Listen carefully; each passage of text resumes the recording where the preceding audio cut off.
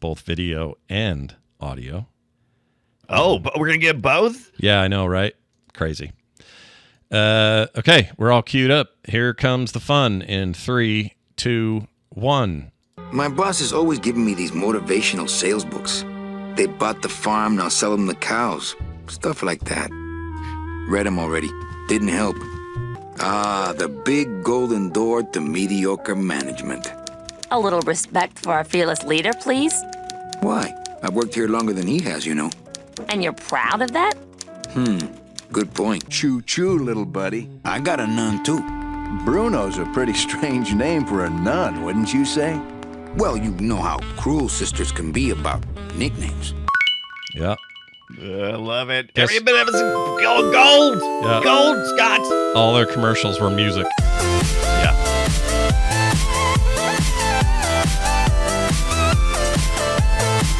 Well, what do we have here? It's another episode of Play Retro. That's right, it's Play Retro. I'm one of your hosts, Scott Johnson, and Manny is my kind of dead guy. Great accent, great ideas on how to make his career better, and the best part is he asks a lot of annoying questions when he sees a clown making balloon animals. So don't mind me while I wander around town trying to get my work order signed and fall off the roof in the effort. Oh, that's a bummer. How do you die twice? I don't know. And I'm your other host, Brian Dunaway, and I don't think I survived that bad calamari at the Land of the Living Cafe, because I sure don't remember taking off my skin and requesting a film noir vacation from reality. Yet, here we are, exploring the afterlife in the pursuit of transportation to the next level of dead. Man, I sure hope there are street tacos and skeleton-making balloon animals. Oh, dead worms. Dead worms. Yeah, dude. Yeah. If you don't know who we're talking about or didn't recognize that sound at the beginning, we are talking today about Grim Fandango, one of the great, and maybe one of the last great LucasArts games, and even not just LucasArts games, but one of the great final point-and-click adventure games ever made. Yeah. Yeah, we'll talk about the actual one later, but it's pretty close, right? It's pretty the end close. of an era. End of an era. And there's plenty of like awesome indie titles these days that are great point and clicks. Some of them take inspiration from this game, and others like it. But man, there was something about the year 1998 in general when it came to gaming. We got some of the biggest games in history, most influential games in history. I would just name things like Half-Life and Ocarina of Time and this. And many others who are escaping me right now. I accept your reality. Listen to pre-show if you want to hear about reality versus unreality. I might put that up today for patrons, and then later during the week, just give the general public a taste of our pre-show. Let's give them a little bit of taste of what's happened over here on the Play Retro show. Yeah, you might be interested in how that went. But anyway, we're going to talk all about LucasArts' Grim Fandango from 1998. But before we do, I played a crap ton of Colin McRae 2 and Virtua Tennis on my SP, the new Amber Nix. And I don't know what the deal is, but I just gravitated toward these two games and played almost entirely those. I know what one of my problems is right now. This is an OS thing. I have so many saves and so much stuff already happening on the other Ambernick with like the games that I want to play. I also really like Garlic as an OS. Like there's a bunch of reasons why I really like the experience on that thing. And I haven't gone through the trouble because that device doesn't have Wi-Fi. I haven't gone to any trouble to try to figure out a way to sync saves from there or anything like that. And so if you say to me, hey, Scott, you should play Metroid Prime on the new one, I'm like, yeah, but I already got like a 3-hour save on the other one, and I'd like to continue where I left. You know what I'm saying? Mm-hmm. So there's this feeling of like, what am I going to do? So I think what I'm going to do is I'm going to mostly play stuff I haven't played on the previous device, which is what I've ended up doing anyway with these two main ones. And fiddling with it that way. And then once we come up with the ultimate OS standard for this thing, whatever we end up doing, it sounds like you may have found it. We'll talk about that in a second. I found the one that I like so far. That's good. Then that's kind of how I'll treat this thing, because some of my saves, I just don't have the heart to do what it will take for me to move this shit around. It'll be a big pain in my butt. Hopefully it won't be too bad. Most of those systems are running off RetroArch in the background, and those saves are typically saved in a save folder. So hopefully the save migration won't be too bad. We'll have to see. I tested out a few last week after we said we weren't really up on what OSs were available for the SP. It's really fast. Things are starting to hit already. People turn me on to Cannuli or K-Annuli. Knulli, which is basically a flavor of Batocera, which is front-ended by Emulation Station, back-ended by RetroArch and other gaming engines. It's pretty stable so far already. I was able to play around a bit. However, there was some HDMI issues I had, and I was messing around with plugging in the HDMI, and it was doing all kinds of funkiness. But that's okay. It's still very early on. I'll probably wait a little bit, maybe another month or so, before I go back and really make that decision, because everything's still in flux. People are still working on the systems and everything. I'm still playing along the way because I got 2 cards. I just put my old stuff back right in there. I said eject Knulli and put in old card, and went back to the original system, which is fine. It's fine. It's okay. It works. Yeah. It works good enough. It is actually very functional. It's fine. And in fact, in some ways, I like that it's just kind of raw RetroArch in some ways, like when I'm in the games themselves, because I'm familiar with it. I know where all my little tweaks and stuff are. Like there is something kind of nice to be not just a shell on top of that, and I actually get to kind of get into the weeds with it a little bit. But on the other hand, it's not as fast as the way Garlic loads stuff up is everything's faster. It's just a faster experience. And there's no reason why this device wouldn't be faster. It's a faster chip. So I did all this reading, and Garlic's working on a build for it. Should have it any time. It's really just to get it around the new CPU, because that's the difference. I did try like an idiot. I took the old ones out, stuck them in the new one. I went, please just see it and work. No, it doesn't do it. I looked afterwards. I was curious. I was like, what hardware differences is there's actually, I think there's like the hardware for the old one's like 32-bit, and all the ones since then, the one we have is like a 32-bit processor, and all the rest of them are 64-bit. So and that's where everybody's been moving to, designing the OSs to meet those specifications. So it's probably no surprise that it didn't work if we knew a little bit more. But we just got our hands on the hot little item last week, and we didn't do any pre-reading. What are we? Sure. What are we like? We've been playing video games. Like we got time to do the other part. Yeah, we ain't got time for all that. Did you? What'd you have time for? Yeah. Well, so what I did, Father's Day was this past weekend, and I had mentioned before Father's Day, because I'd seen that the Atari VCS was on sale. That's that mini PC thing they've been selling for a while now, for like the last couple of years. Every once in a while, it's usually $300 for the system. Nice little 360 style controller, and another little joystick thing that you would have. As a matter of fact, here, I'll show it to you. You have it right there. Oh yeah, look at that. Looks, yes. So look right there. So I got this for Father's Day. Look out, man. I got this really cool stick, like you would expect from the I old didn't stuff, know it right? had a light go around it as you move. That light on That's that cool. thing. Okay, for listeners at home who can't see this, imagine an Atari joystick, the ones with the big red button and everything. As Brian is moving that thing around, LEDs are lighting up in the direction. It reminds me when you do like Face ID on your phone. I don't know if Android has something similar. I assume they do, but where you have to kind of turn your head around to get the full scan. It looks like that. Yes. That is super cool, dude. That's rad. It's way cool. It's got a start select. It's got 2 buttons, so it's more than just like your old stick and 1 button thing. Yeah. But it also comes with the one I got. Like I said, this is about $200 is on sale. It's like $300 now. It's went back up. It's got a nice little 360 style controller here, branded with the Atari. Got nice little red. Got one red. What do you call that? The not the shoulder button, but the trigger. The trigger. That's what I was looking for. One red trigger and one red analog stick as well. But then the VCS system itself, which, like I said, is a mini PC, so it's a little more powerful than your Raspberry Pi and that sort of stuff. Sure. It's got this little branded Atari thing on the front. You can get it all black, or you can get the one with a nice wood grain on the front. Oh, pretty. And you can dual boot this machine. You can plug in a USB drive and boot like a Windows OS or a Linux OS, which is actually what I'm doing as we speak. I am running Batocera. And this past week, I was playing Beats of Rage that we had talked about. We talked about Streets of Rage last week.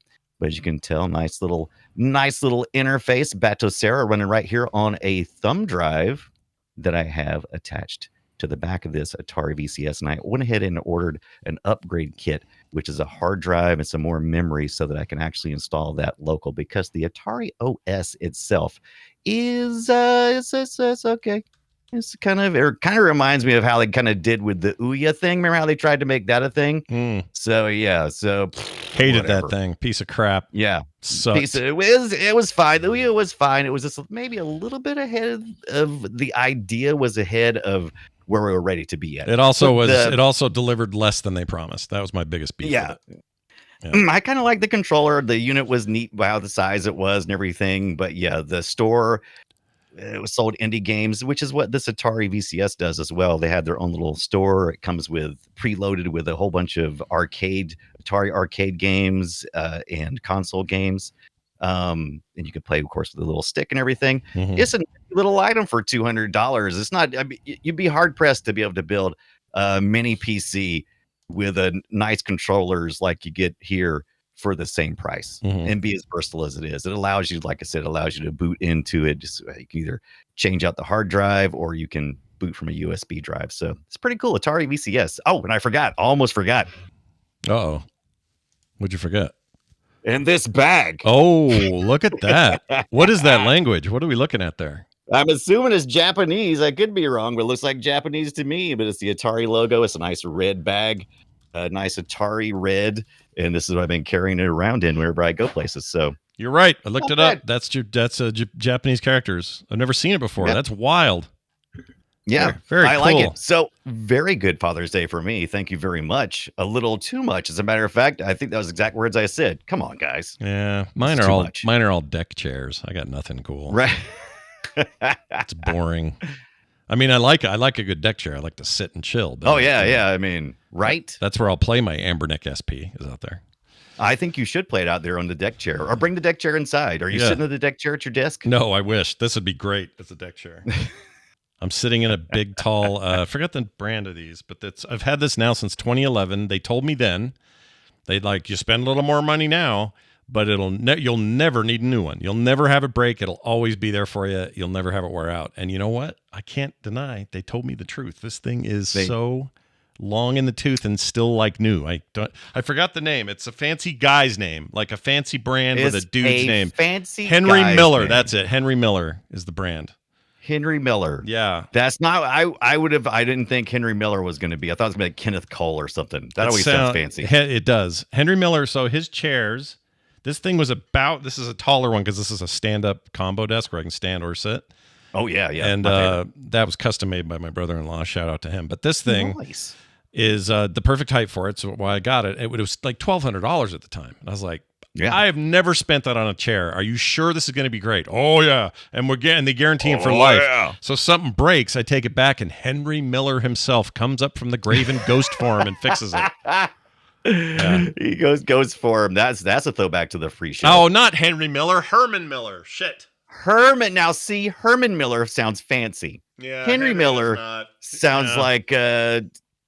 all I can think is Henry Ford. It sounds like a guy who made a car. That's all I can think. Henry Miller is a famous American author, also very old, but Herman Miller is the dude I was trying to think of. Herman Miller. Thank you, chat room, for the correction.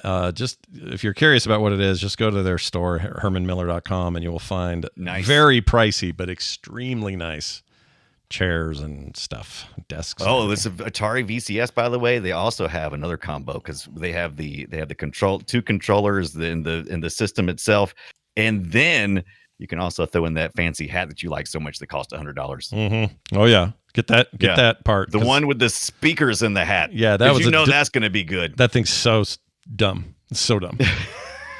It really is dumb. By the way, Herman Miller's the kind of website where they don't show you prices for anything until you've digged deep enough. Yeah. Of course not. Because it's expensive. You shouldn't even be here, good sir. Yeah. Good day. Let me go into their store. I'm just curious. So here you go. A small, regular-sized, on the floor. Oh, my stand-up desk, low-back stand-up desk thing is now $1,730 to $2,100. It has gone up in price substantially since 2011. I see he's got like some kind of, if you go to, what is this, like mid-century warehouse. So some of these things make it their way to the other places and does have prices on them. Ooh, we get a 2-seater, a mid-century leather and walnut 2-seat sofa for only $8,000. Yeah, that's all, $8,000. That's it. Good Lord. That's nothing. It's you know how many Atari VCSs I could buy for that? all of them, all the ones that are left in stock. All of them in stock. All the ones. Okay, I'm going to tell you right now, by the way. So I'm really bragging on how sweet this Atari VCS is, but I got to be honest with you. These things have been in the warehouse for a minute.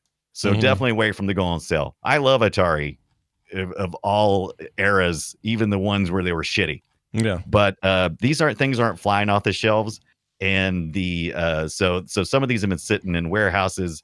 The heating is somewhat suspect. I'm actually just do some mods to make sure that the cooling is a little bit better than the way it is by default, because it gets noisy, because the fans will like cycle up.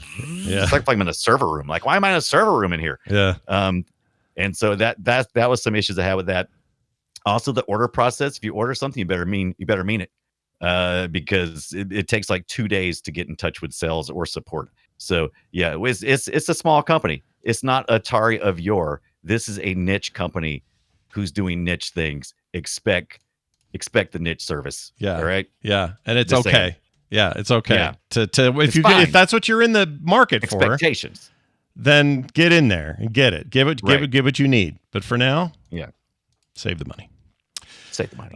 Let's get on to the game in question today. We have a fantastic discussion all prepped to talk about, and here it goes.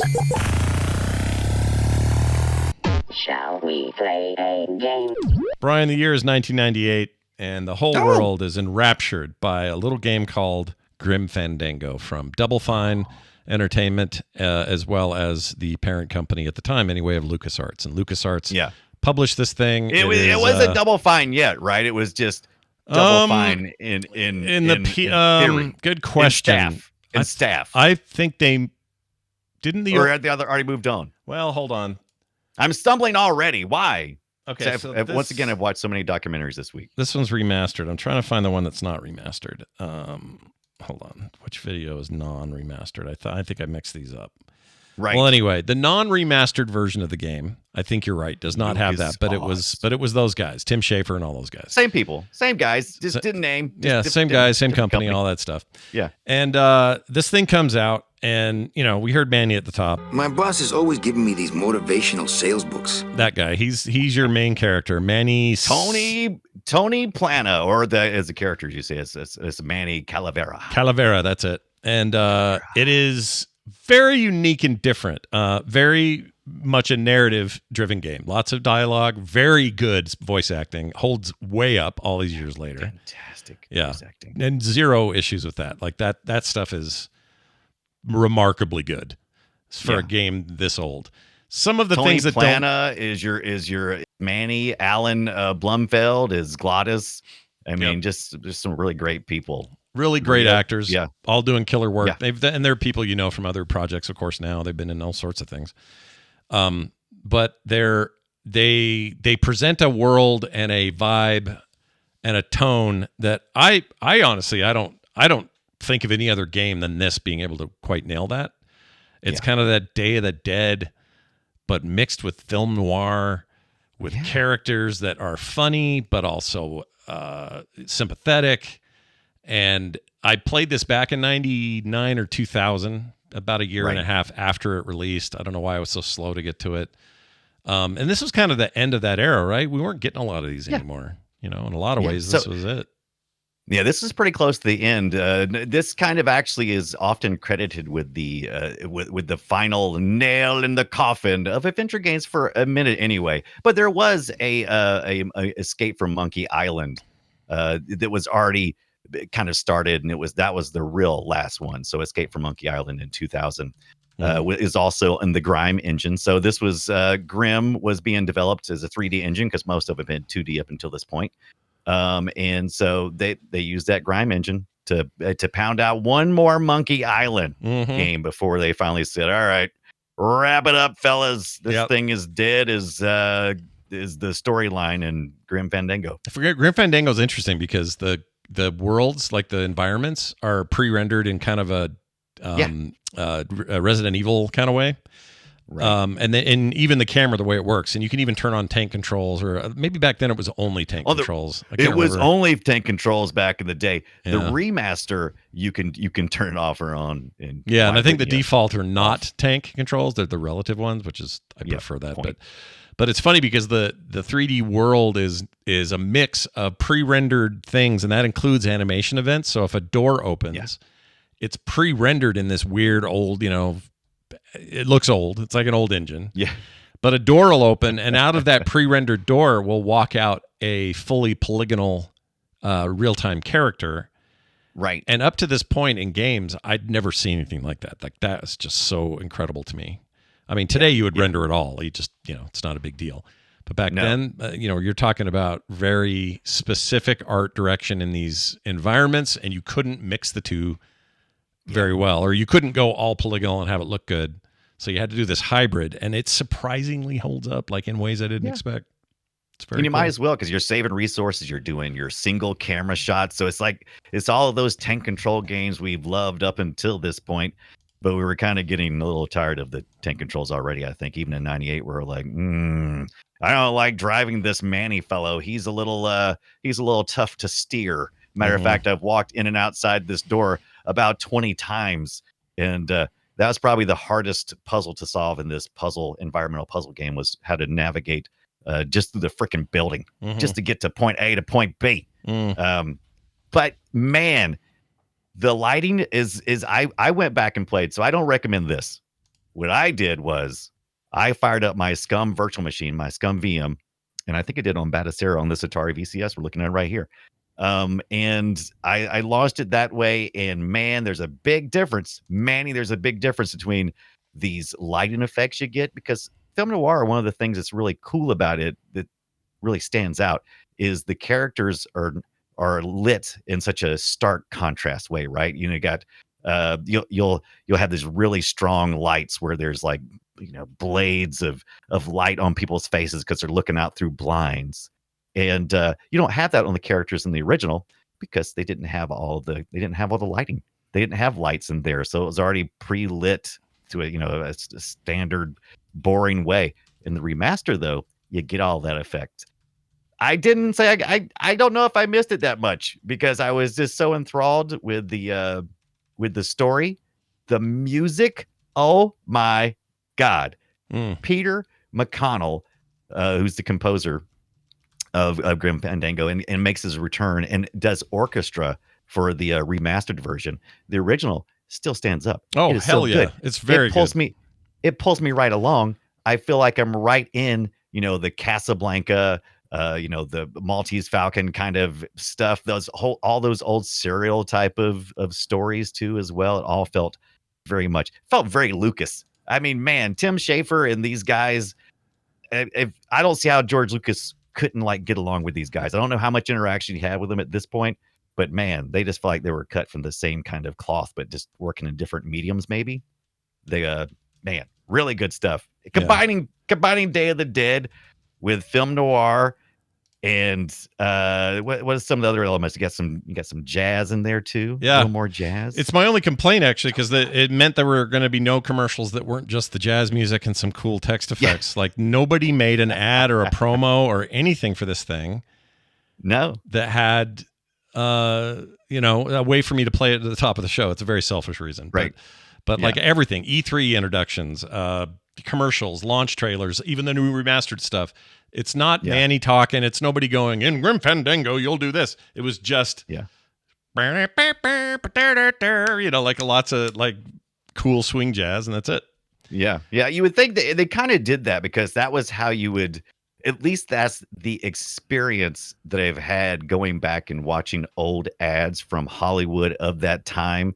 You would have that orchestral music that would just have big, words just kind of almost like paper flap onto the screen.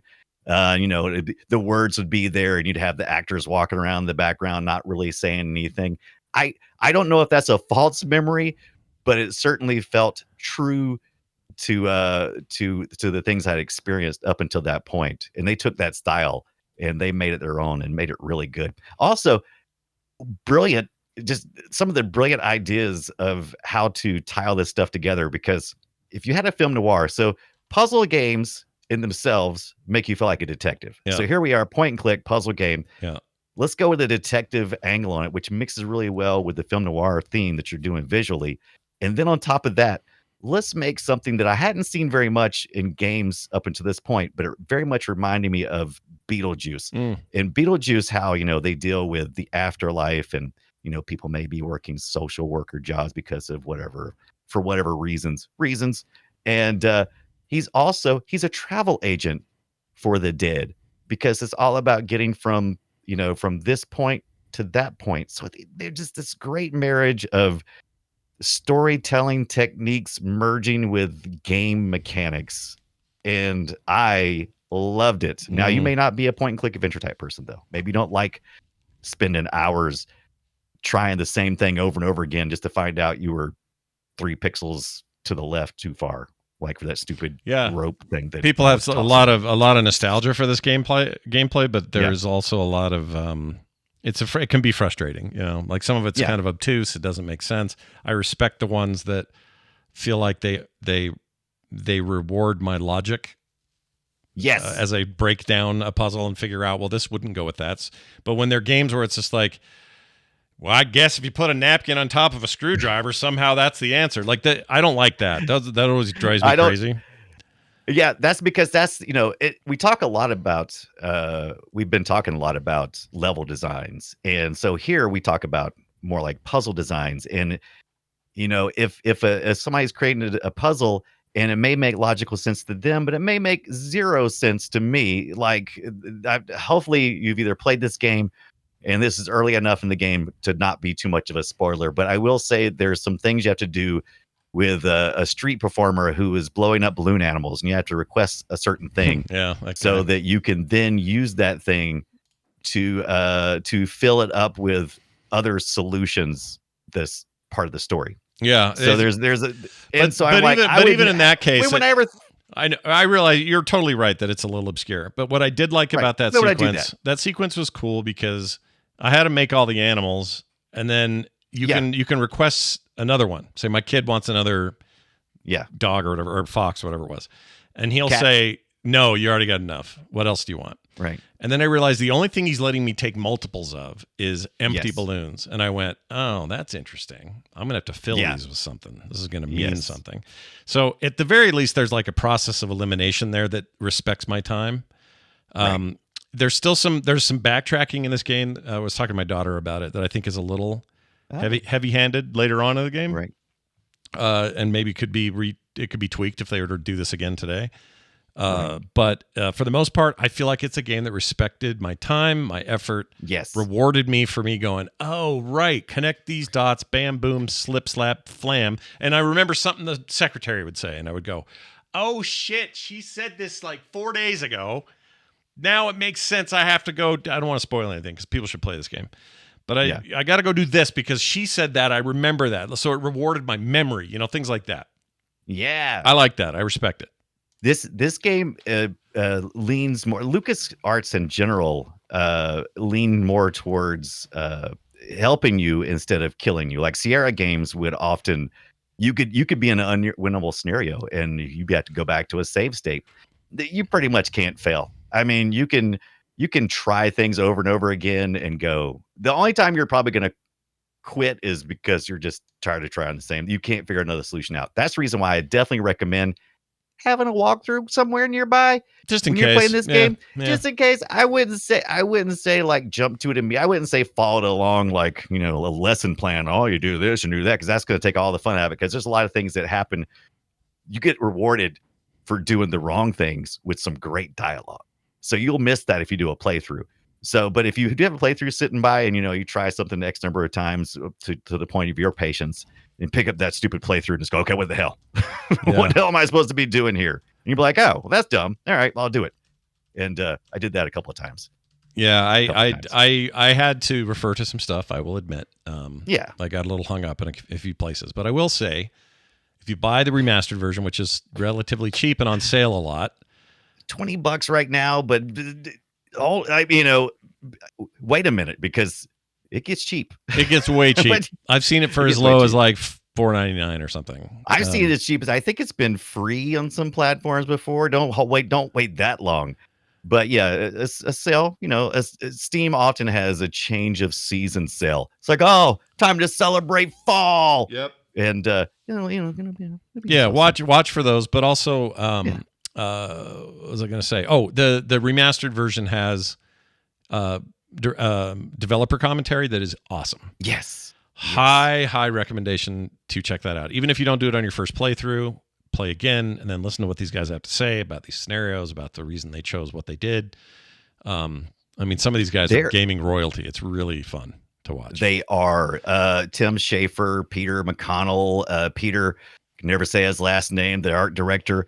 All those guys are just amazing, and they came back. They took stuff that the community had been doing. So this is a game that came on CDs. I remember playing it on like a PC Gamer demo disc or something. I got hooked, and I never went back and played it any further. I don't know what happened. Sometimes life happens. But since they were being distributed on CD, slowly from 98 to the mid 2000s, they stopped pressing them. And then if you lost or your CD got lost or whatever, and then on top of that, OS upgrades to the point that you probably couldn't play it anymore, even if you wanted to. And there was a time between that time and the time that emulators and virtual machines really became commonplace that you couldn't play it at all. And back in 2015 was kind of a close bridge between those 2 points.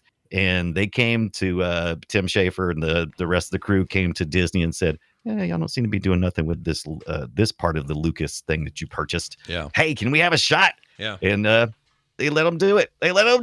I'm glad they did. It's hard to believe it was 2015. I thought it was newer than that, but you're right. The remake was. Oh, look, it must have just went on sale because I'm seeing it in the chat room, by the way. I don't usually peek over here, but looks like it's $374 for the remaster of Good Old Games. Well, Jeez, that's cheap. Add that right now because I kept looking. I'm like, why don't I have this? I thought I had it.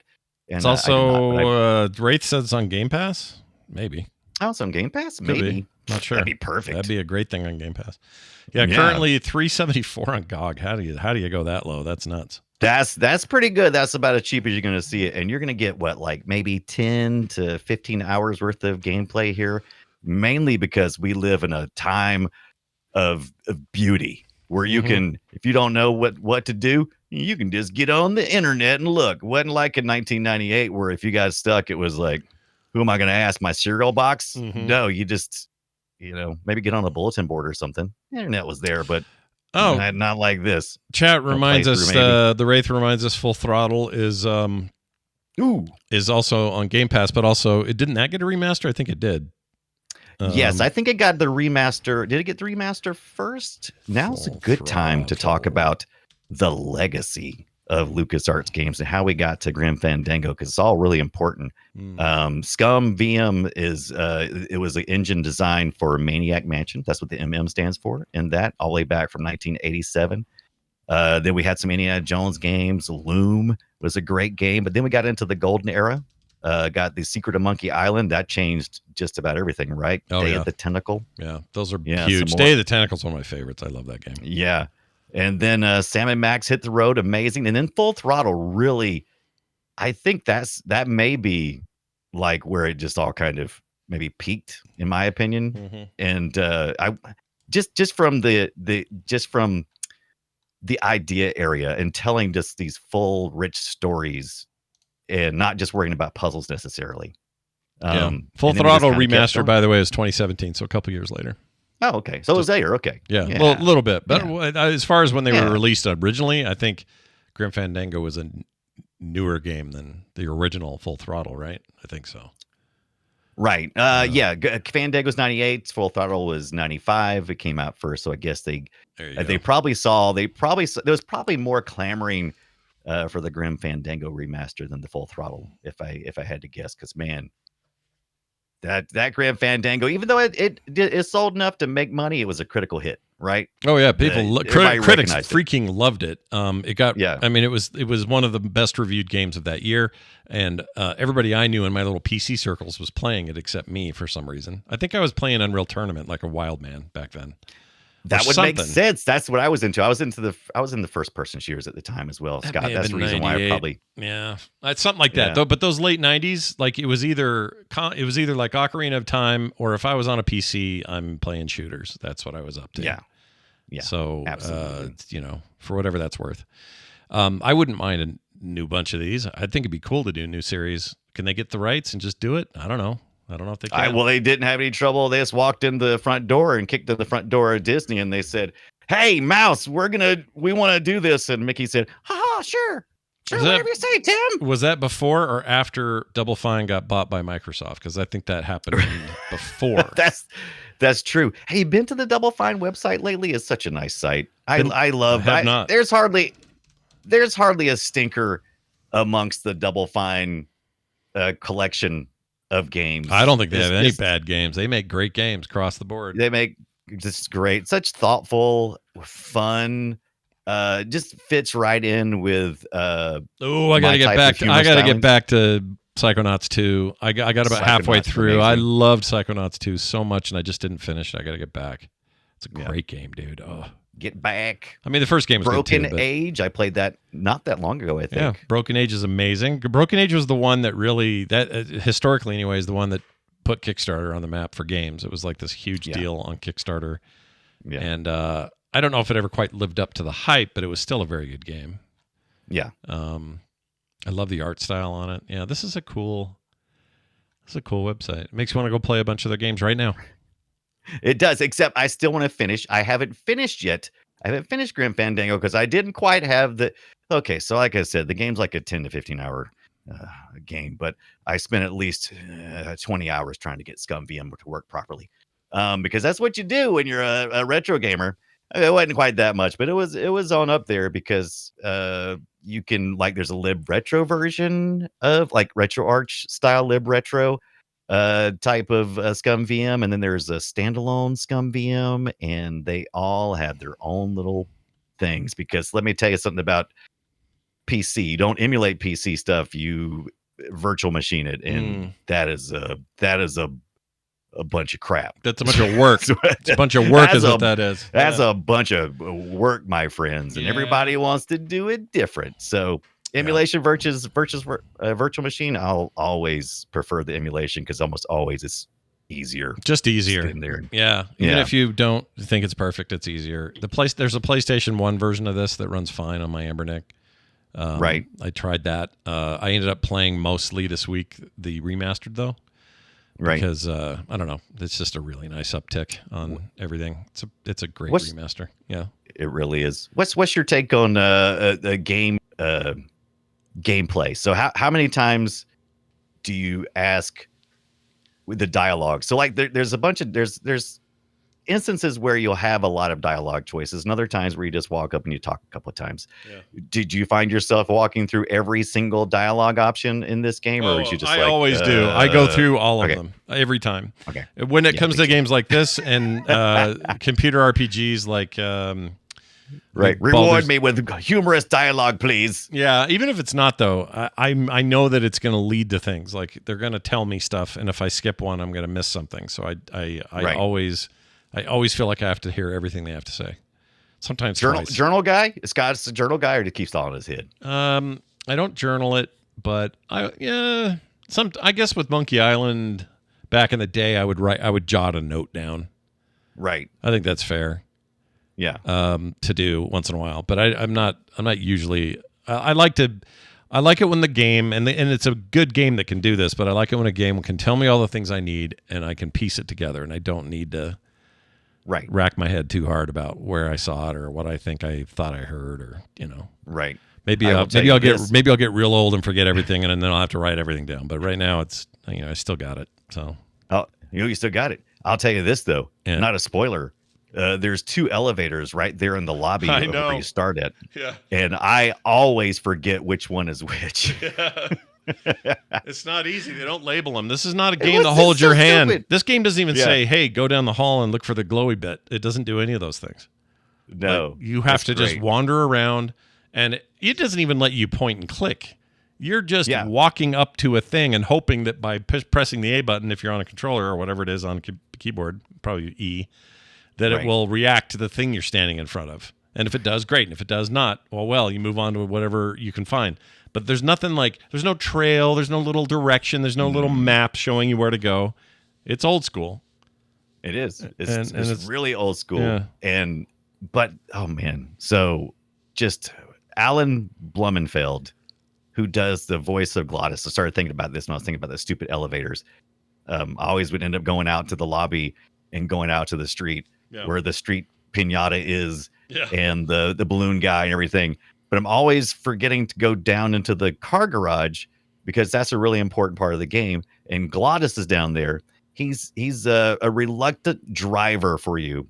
And he's too big for the car that you initially want to put him in or whatever. Right? He is the whole story of his character, Glottis, and he's just a big dumb beast. And Alan Blumenfeld plays it brilliantly. And I want a whole show that revolves around that character. This acid trip of when they get on the road. You could easily just go, we're going to get on the road and we're just going to drive. But when they go between the dead land over to reality, which is the land of the living. Yeah. Oh my gosh, that trip is so fantastic. I love how it looks. I love once you get to reality, you've got this magazine cutout pasted humans. Like the land of the living seems more alien than the land of the dead. The land of the dead feels like it's at home right inside the story. But when you go, when they land of the living is all surface, ski wampus. They look like somebody cut out a magazine photo and put the wrong face or wrong mouth on people. It's very weird. Yeah. Pieces of it together. It's so funny because you got like a big eye over here and like a normal eye on the side. And it's just, oh my gosh, it's just so many great, smart art choices. Both in the way it was presented and how it looks visually and how the audio works, how the story goes. I was worried at first that the humor was going to be too heavy-handed, but it didn't. It fell back off, got sincere at parts, and I really appreciated that because it invested me into the characters. And there's a lot to dig out here too. There's a lot of twists and turns in the story. That's all I'm going to say. That's the spoilers you're going to get. Yeah, and there's some heart in it. There's some moments of I don't know. They earn some emotion. This game, I kind of would like a. They're never going to do this, but I'd love a little animated series of some sort. I would love I don't know why. Why? I mean, come on, Disney. I mean, you've done. I love these characters. You've done more with less. Yeah. Why can't you make a couple of little shorts with Glottis and Manny? I mean, Tony Plana's still around. What else is he? He's still alive, right? They don't want to make nothing. They don't want to make anything that isn't guaranteed money. That's how they guarantee. do stuff. I'll give you my money. Yeah, I mean, I'd pay extra for these. I would. Yeah. I don't know if enough people would, but I would. I know it's film noir a thing. I mean, us growing up. I remember growing up with Humphrey Bogart and doing.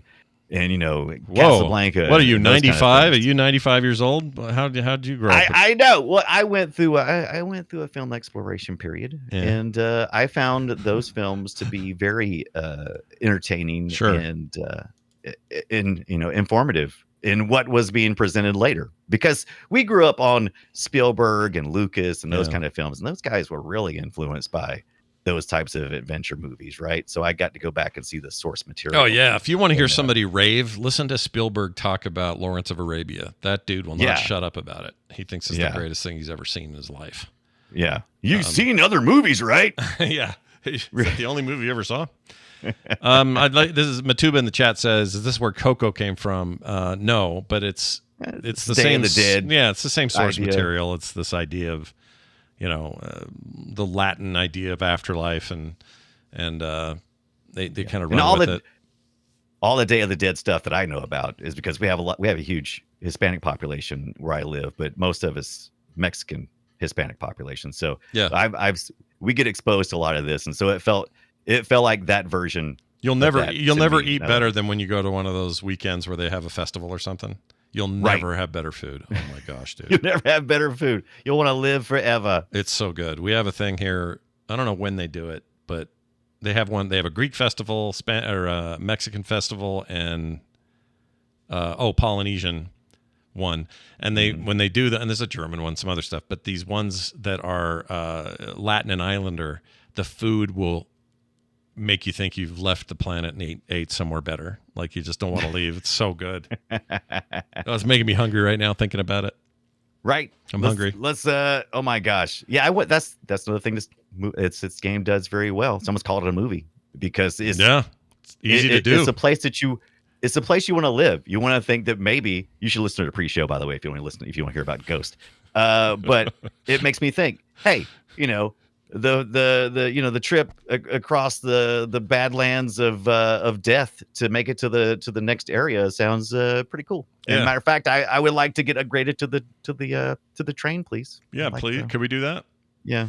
The Wraith in the chat has a brilliant idea. He says, I want to see Tim Schafer write a TV series or the TV series. I mean, I don't care what he should do any of this. Like, I don't know why he hasn't already gotten into something production-wise.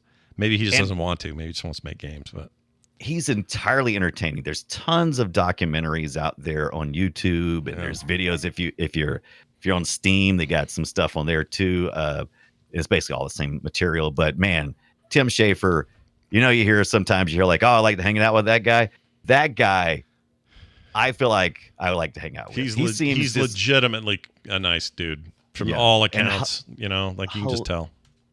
Casually hilarious. Yeah. He's just casually sarcastic, but in a nice way, hilarious. Just he's enjoyable to watch, talk about, and passionate too, which kind of worried me a little bit because I was like, whoo. Yeah, he did not necessarily. He talked about crunch time, which is something that we've really become aware of in the last, especially the last 10 years or so. It's a general populace being really aware of like how abusive crunch time can be. And he didn't seem like it bothered him at all. It was like, he's like, yeah, it's just part of the thing. It's like, hey, you just do crunch time. And I'm like, yeah, everybody's not crazy like you, right, Tim? You know that, right? I'm just saying. Everybody's crazy like you. All right, cool. All right. That's good. Well, anyway, if you want to play something these days that is kind of hits the same vibe, I would recommend a little game called Spiritfarer. You wrote this one in here, and I agree with it. It's so good because it's this idea of dealing with the afterlife. It's a very different take on it, but if those kind of themes interest you, that game is freaking great. Spiritfarer is one of my favorite modern indies in a very long time.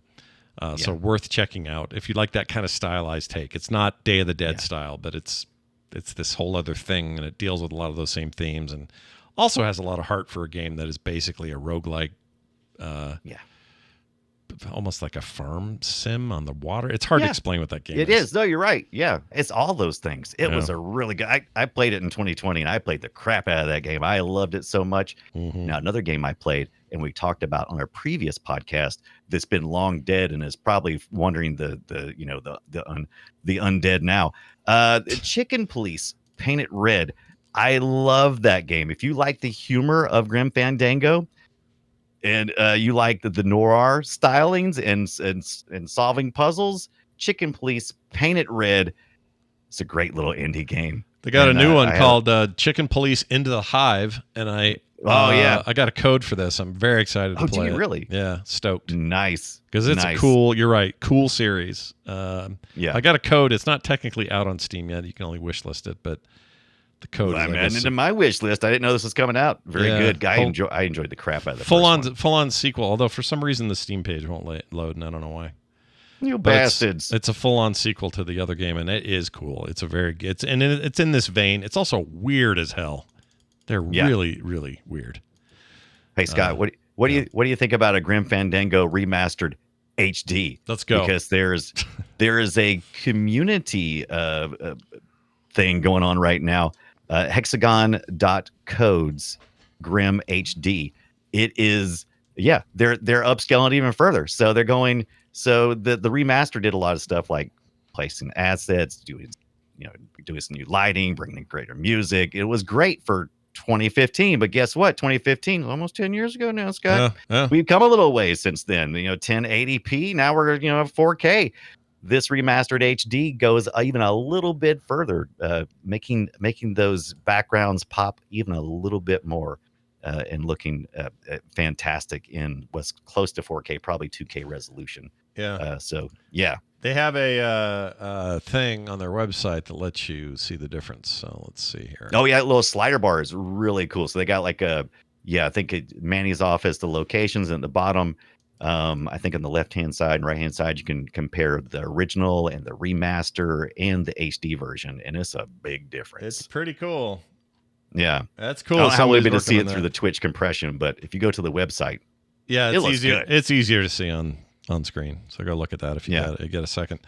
All right, Grim Fandango, still rad. Now this. Destroy it. We are going to play a game of our own. Yes, that's right. Talk about a game. We give some hints. You get 4 possible answers. You get platform and year, and we have to try to guess what each other brought to the audio table for our old-ass video game. I decided to stick around the same time frame. 1999 is the year. All right, 1 year later. Maybe not even a full year. Platform PlayStation 1. All right. Brian, I got one of those. Yeah. Do you? You got probably more than one, right? You probably have a couple of those. Don't you? Actually, I only have one PlayStation 1, believe it or not. I have a PlayStation Mini, but currently I am only rocking one PlayStation 1, which is a shame because my friend told me he would bring the one that I modded for him back in, 1990 something. Yeah. And he hasn't come through yet. So if you're listening, Alan, Yeah. just saying. Help a boy out. All right, I'll play you a little audio and then you'll get some answers. right. There's some possible answers. Here you go. They are coming. Go, torch it. Burn it all. But what about the serum? Leave nothing. Now I will show you how I deal with informants. Finish him. With pleasure. These are the coordinates Ellis sent. Over there.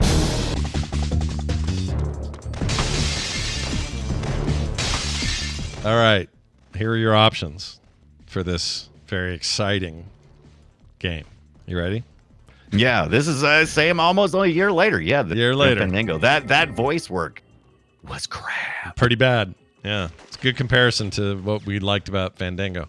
Here are your options. A, is it Resident Evil 3 Nemesis? Is it B, Spec Ops Stealth Protocol?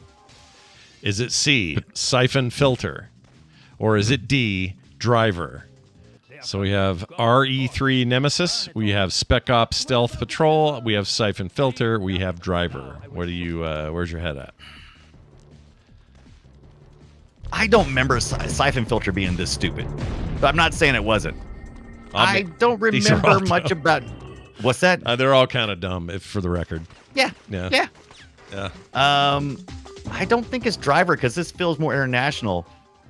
But I felt like Driver was. God, I haven't played Driver in forever. Maybe not even thinking about the right game. I don't think it's Resident Evil 3. Not enough. Raccoon City in that one. Yeah. So, All right. Jesus. All I'm left with is Spec Ops. I don't know. I can't. Now I'm thinking maybe I don't even know what the hell Driver is. Barry. Yeah. I'm gonna go. I don't think it's C though, so I'm gonna go with B. B. I'm going B. Spec Ops Stealth Patrol. Stealth Patrol, rather. Is it that? Oh, I'm come so on. sorry. It's Siphon Filter C. Son of a butthole! Is it really? Yeah. That first game. I'm afraid to go back to Siphon Filter now because I was thinking recently I wanted to play it, but Yeah. after listening to that clip, Yeah. damn it! I always supposed to go with C. That's my motto. Go with C if you're not sure. That's why What'd I I do? was messing with you because I thought, well, maybe I'll fool him. Fool You did fool good. him. Fool. That game looks not as good as you remember it. It's pretty cheeseball. Now I'm sad. It was cool for what it was, though, at the time. I remember Siphon Filter 1 and 2. I loved Rad. Siphon Filter back in the day, but apparently that's nothing like I remember it. Yeah. So maybe I'm thinking of 2 or something. Some cheesy PS1 garbage, really. I don't Must be remember. thinking of- PS3 ever get a game? I don't remember, but PS2 I think had one, and then they haven't made a Siphon Filter for I think I ages. played the PS2 version. I don't know if I ever played the first one. Really? Now I'm looking at it now. I don't think I've even played the first one. I think I just played the second one. Oh, well, that could be. There's your problem right there. Oh, this was made by. Play it now. This was made by Bend Studios. They were known for the Siphon Filter series. They are now modernly known for Days Gone on the PlayStation 4 and PC and elsewhere. It's a very good game. I like it. People they did not play that game, or they give that game enough of a try. It's very good. They also made Bubsy 3D. Ooh, I love that game. Yeah. Live action football, and they made some Newton games. Apple Newton games. Newton games? Newton. I remember the Newton? I'm going to need you to go back to live action football. What the hell is... Live action football was a classic Mac OS, Microsoft Windows thing in 1994. And I don't remember it at all. And then Siphon Filter... the Omega Strain and Dark Matter... Those were PlayStation 2 games. PlayStation Portable got a game called Combat Ops, and PlayStation Vita. Oh no, they did the Uncharted games of Vita. They were the conversion team on that. And they haven't done anything since Days Gone. Days Gone was a rad game. It didn't get enough love. It's very cool. Now I got to go back and play the original Siphon Filter because I don't know anything about it. Apparently. Well, enjoy it because it looks like ass. All right, I'm gonna play your clip. And you got to tell me things about it after I play it. So here we go. Looks like, this is good as a guess, but I'm guessing this is NES. No, it's arcade. At the arcade, I went way back. Scott went recent to the game we reviewed, and I went thinking next week we're going to do arcade games. So let's go back to 1985 and let's list some arcade games. All right.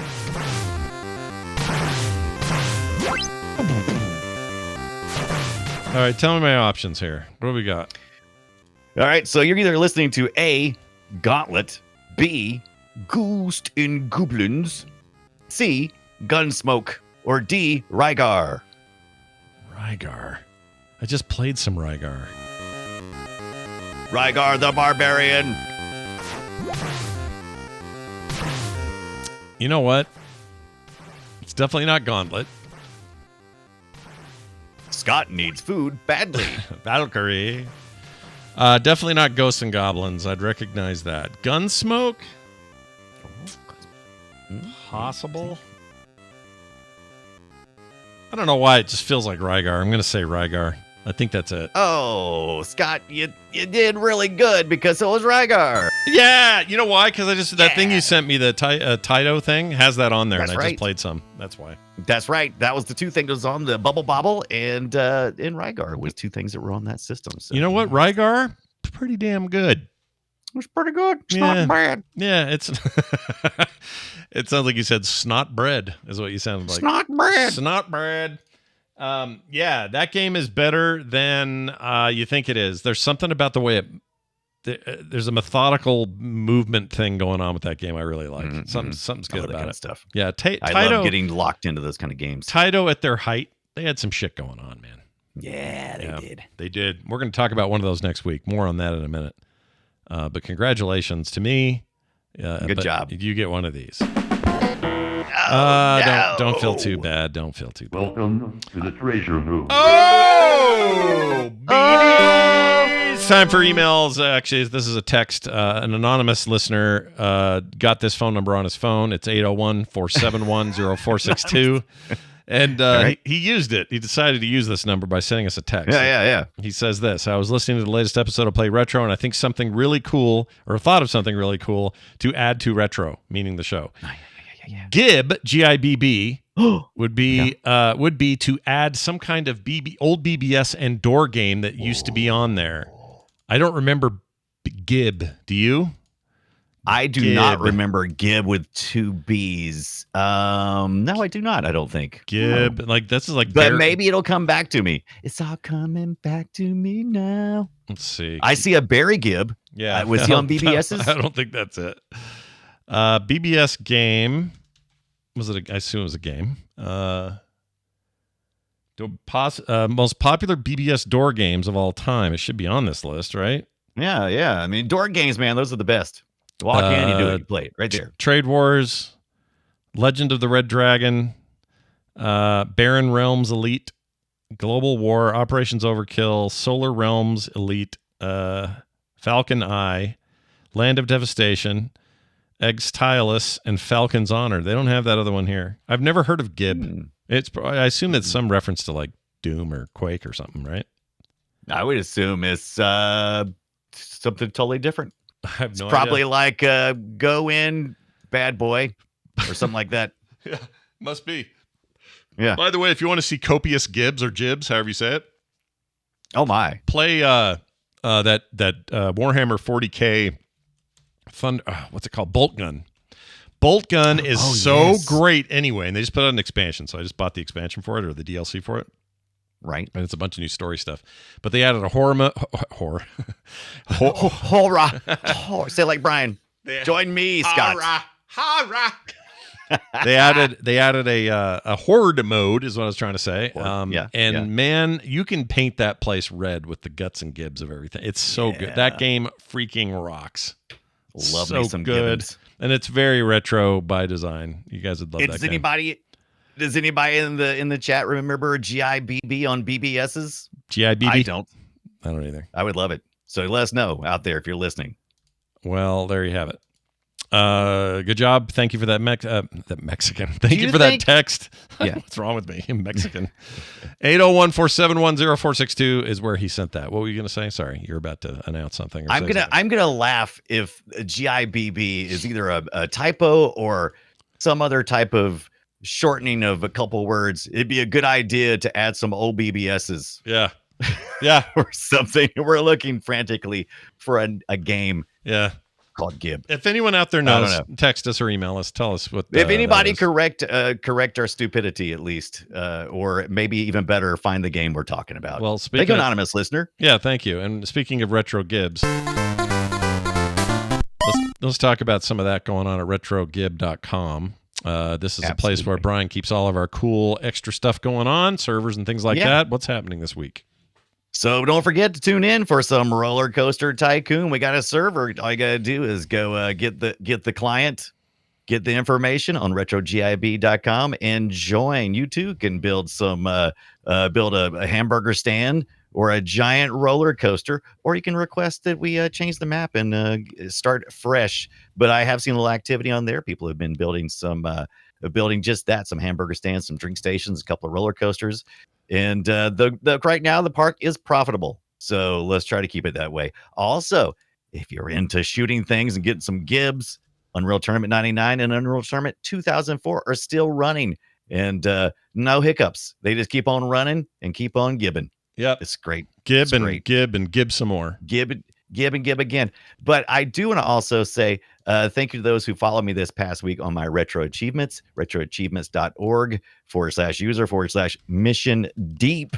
I connected with Oakleaf 88, Jeff Rose, Skits, a Stigma, and Fred and more, who are also now following me on my retro achievement list. So I didn't get any achievements this week. Let's take a look at some of these. You got your last five games played. You got 8-Bit Music Power Encore for something called, what is this? Well, I guess that's the name of the game. I don't know what that is. Yeah. So that was something NES Famicom. There is what is it? This is Music Power Encore. It was a little application. It was on my Batasera. So I think I got one just for doing things. But I also I got Garfield caught in the act. Yeah, Garfield caught in the act, man. It's a Game Gear game. Yeah, it is. I'm all over the place. I didn't get any. I think that was one of my Guess My Games, I think. A couple weeks ago. I think it was. I think that's what got me wanting to do it. I got some Double Dragon accomplishments over there. Tonda Gosa knows the deal. Tonda's over there. Yeah. So basically what Retro Achievements is, if you're not familiar, it connects to a lot of our retro devices, especially if you have RetroArch. It's usually built in and you can just sign in. The account's free. It keeps track of your achievements and goes back to the community. It's just like any other system. Modern consoles would have you can choose to have badges pop up and tell you how good you're doing. So you can have that confirmation. You're making progress. Good job. That's right. Share it with your friends. It's pretty cool. I like this. Pretty neat. Yeah, go check it out. Retroachievements.org. Sign up today. Check it out. Brian's at /user/mission deep. Mission deep. Hey man, we watched a little bit of that X-Men episode last week. What do we? Is that we went like 4 or 5? What episode are we on? Today we're on 126 of this show. Is that what you're talking about? Yeah. Yeah. No, the X-Men. We watched. We X-Men, went to our sorry. watch party afterwards last week. Remember? I don't remember how many episodes we're in. That was a weird one because it was like it felt like it was directed by a monkey or something. It was very strange. If this was okay, so we're talking about the original X-Men from the 90s, not the reboot thing that got going on Disney right now. I think we're on episode I think it's 4, and we did notice that apparently at some point in time AI did take over. I don't know if it time travel or what, but it was. I'm pretty sure there was 6 fingers on Wolverine. I'm not sure. It was a weird one though. Yeah. And Magneto was like, what was he like, allergic to water? No, it was what was Magneto did? He did something really weird. He was able to, I know what it was. Professor X was able to get into Magneto's head, even though he's wearing the helmet that keeps him out of his head. Yeah. Keeps him out of the head. It's like they forgot. It was weird. It was weird. And then at one point he screamed, Magneto screamed this. X-Chicken. I thought that was really strange. X-Chicken. Just yelling X-Chicken for no reason. Yeah. Well, we got more of those coming. So watch for those. And if you if we do those occasionally, and we usually do it over on Discord, and how you can get prepared and be ready next time before we do one is to head over to frogpants.com/Discord. You can join the Frog Pants server, and we have a Play Retro channel in there, including a watch channel. But there's lots of retro discussions going on all the time about our Ambernicks and the games we're playing. It's a lot of fun. Yeah, it's good. Check it out. Available now. Brian, let's talk about our next game. We're going to play something that I've been kind of itching to talk about, and that is Bubble Bobble, the arcade version of Bubble Bobble. Bubble Bobble 2 is an interesting one as well. Came out in the 90s. This is the original. The old 8-bit arcade one came out in like 80 something, 7 something like that. 80s something. Did you guys ever have, like, Scott's always telling us tune in next week, definitely, because this is back to the arcade. Yeah. And Scott usually has arcade stories, and man, if we shine in any place, it's with Scott's cool ass arcade stories. And I want to know, did y'all ever have a knockoff like a Bubble Bubble or something weird? Don't tell me. I want to know next week. Well, I don't either, but we're going to find out, and we're going to find out if bubbles are enough to stop the world from losing its mind. All right. So will little dragons with bubbles, will they save us? Will they be the ones that get us out of trouble? Possibly. Here's who else gets us out of trouble. You guys as our patrons. People like Chase Graham, Joshua Rail, and Ross Franklin. They're just 3 of our many patrons who are awesome people, and they've learned the value of never having commercials and having all this extra content, plus pre-show content that I've got to go pull off the VOD because I'm an idiot. Anyway, they get it every week because, damn it, that's what we're here for. So if you want to be like them, go to patreon.com/playretro today and sign up. Huge thanks to everyone who already has. Yeah. I'm also a subscriber of the Patreon /Play Retro because I like to listen on my Spotify, and it was pretty easy to connect. That's what you do. You easily connect and do it. We did set that up. It's very easy to do that on Spotify if you're using Spotify as your player. I don't know why you would. It freaking sucks, but that's fine. I'm not here to judge. I like it. It's fine. You should like it. You should like what you like. But no matter where you are, no matter what player you use, no matter how you consume the content, we're there for you. Okay? It's going to do it for us. Everything else is at frogpants.com/playretro. Brian, anything you want to say before we go?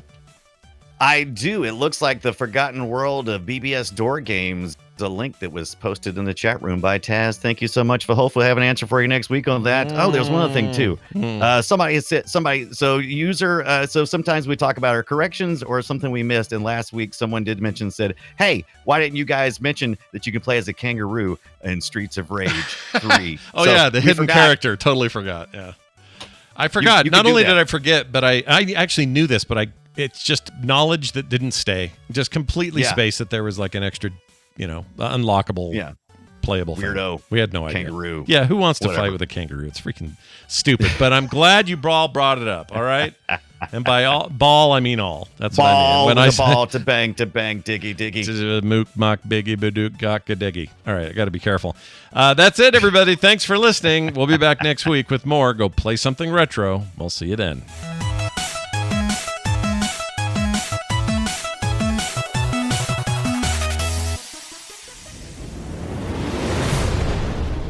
This show is part of the Frog Pants Network. Yes. Get more at frogpants.com.